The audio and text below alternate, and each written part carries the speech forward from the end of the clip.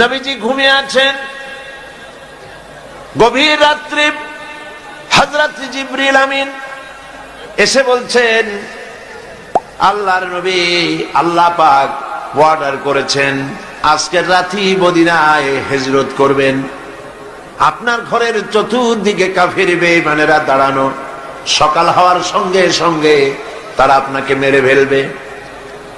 নবীজি ঘুমের থেকে জেগে হযরত আলীকে ডেকে বললেন, আলী, আমার বিছানায় ঘুমায় থাকো, আল্লাহর হুকুম হয়েছে আমি মদিনায় চললাম, আমার কম্বলটা মুড়ে দিয়া তুমি ঘুমায় যাও।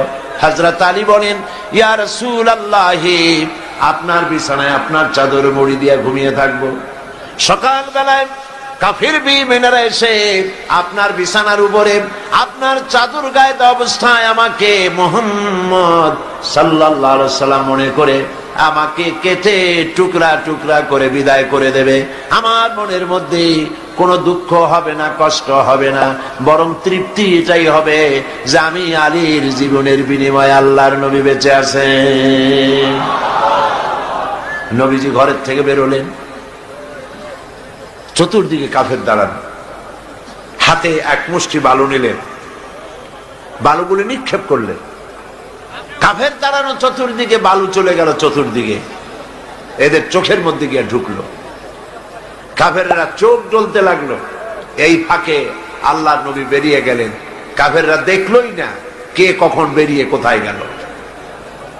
মহান আল্লাহ রাব্বুল আলামিন পরবর্তী সময় নবীজিকে এই কথা স্মরণ করিয়ে দিয়ে বলেছেন, ওয়ামা রামাইতা ইয রামাইতা ওয়ালাকিন্নাল্লাহা রামা। আপনি নিক্ষেপ করেন নাই, যখন আপনি নিক্ষেপ করেছিলেন আপনি শুধু বালুগুলো ছেড়ে দিয়েছিলেন, আর ওই বালুগুলো ঘরের চতুর্দিকে কাফেরদের চোখে পৌঁছাবার দায়িত্ব নিয়েছিল আল্লাহর কুদরত। নবীজি বেরিয়ে আসলেন, কাবা শরীফের দিকে বারবার তাকাচ্ছিলেন, আর চোখ থেকে পানি দর দর করে পড়তেছিল।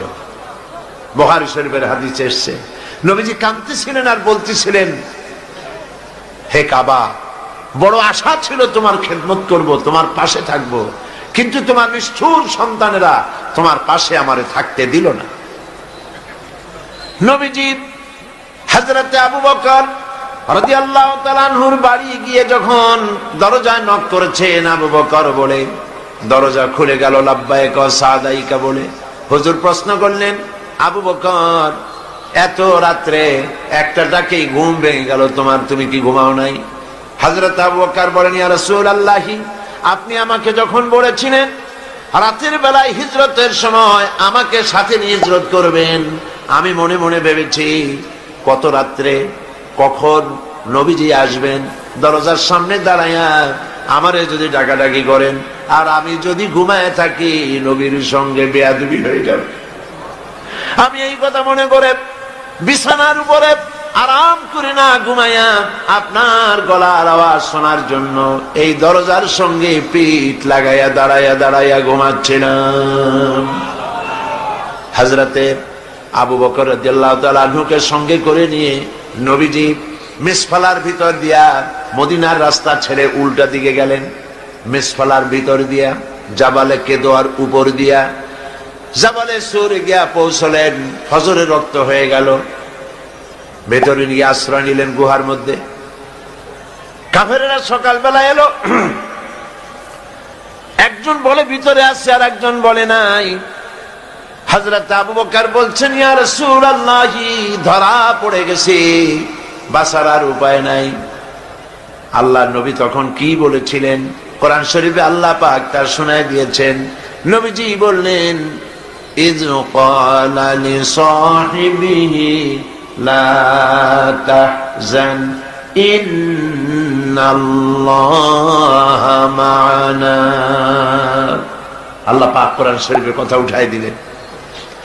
ইয ক্বালা লিসাহিবিহি, তিনি তার বন্ধুকে ডেকে বললেন, হে আমার সাথী, লা তাহজান, ভয় পাইও না, আমরা মাইনরিটি নই, আমরাই মেজরিটি, আল্লাহ আমাদের সাথে আছেন। সুবহানাল্লাহ।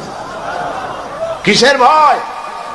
সারা দুনিয়া যদি একদিকে চলে যায় আর ইমানদার মুসলমানেরা যদি একদিকে থাকে, কাফেরদের হাজারো চক্রান্ত, লাখো চক্রান্ত কোনো কাজে আসবে না।